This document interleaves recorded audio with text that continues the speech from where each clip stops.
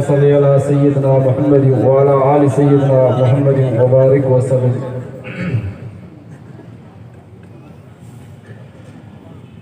वरीबे महबूब साईं दे बुलंद आवाज़ सां सलावत शरीफ पढ़ो। अल्लाहुम्मा सल्ली अला सय्यदना मुहम्मद व अला आलि सय्यदना मुहम्मद व बारिक वसल्लम। ओ घड़ी घड़ी तुझो नाम मिठा वठी ठरा तो जय जी दिल करे दियो बुलंद आवाज़ सां जय सुभान अल्लाह। ओ घड़ी घड़ी तुझो नाम मिठा वठी ठरा तो घड़ी घड़ी तुझो नाम मिठा वठी ठरा तो वरी वरी सलवात मथा पड़ी ठरा तो अल्लाह पढ़ी ठरा तो घड़ी घड़ी तुझो नाम मिठा वठी ठरा तो घड़ी घड़ी तुझो नाम मिठा वठी ठरा तो वरी वरी सलवात मथा पढ़ी ठरा तो अल्लाह पढ़ी ठरा तो घड़ी घड़ी तुझो नाम मिठा वठी ठरा तो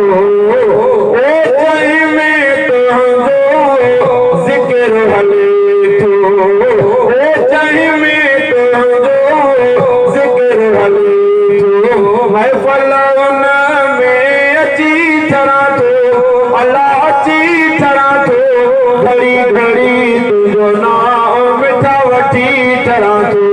घड़ी घड़ी तुझो नाम मिठा वठी ठरा तो वरी वरी सलवात मथा पढ़ी ठरा तो अल्लाह पढ़ी ठरा तो घड़ी घड़ी तुझो नाम मिठा वठी ठरा तो ओ बिछड़ा मदनी हरदम जग में ओ बिछड़ा मदनी हरदम जग में तो साउल पता रखी ठरा तो अल्लाह रखी ठरा तो घड़ी घड़ी तुझो नाम मिठा वठी ठरा तो घड़ी घड़ी तुझो नाम मिठा वठी ठरा तो वरी वरी सलवात मथा पढ़ी ठरा तो अल्लाह पढ़ी ठरा तो घड़ी घड़ी तुझो नाम मिठा वठी ठरा तो ओ हज ताईं दर हाजिने का ओ हज ताईं दर हाजिने का गालियों मदीने जो पुछी ठरा तो अल्लाह पुछी ठरा तो घड़ी घड़ी तुझो नाम मिठा वठी ठरा तो घड़ी घड़ी तुझो नाम मिठा वठी ठरा तो वरी वरी सलवात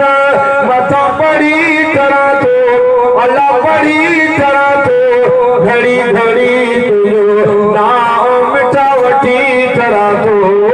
ओ हर दम अकजे आल मने का ओ हर दम अकजे आल मने का तुझी अज़ीमत बुद्धि ठरा तो तुझी अज़ीमत बुद्धि ठरा तो अल्लाह बुद्धि ठरा तो घड़ी घड़ी तुझो नाम मिठा वठी ठरा तो घड़ी घड़ी तुझो नाम मिठा वठी ठरा तो वरी वरी सलवात मथा पढ़ी ठरा तो अल्लाह पढ़ी ठरा तो घड़ी घड़ी तुझो नाम मिठा वठी ठरा तो ओ गुलजार चन्नो बाग चने में ओ गुलजार चन्नो बाग चने में वे तो यकी ठरा तो अल्लाह यकी ठरा तो घड़ी घड़ी तुझो नाम मिठा वठी ठरा तो घड़ी घड़ी तुझो नाम मिठा वठी ठरा तो वरी वरी सलवात मथा पढ़ी ठरा तो अल्लाह पढ़ी ठरा तो घड़ी घड़ी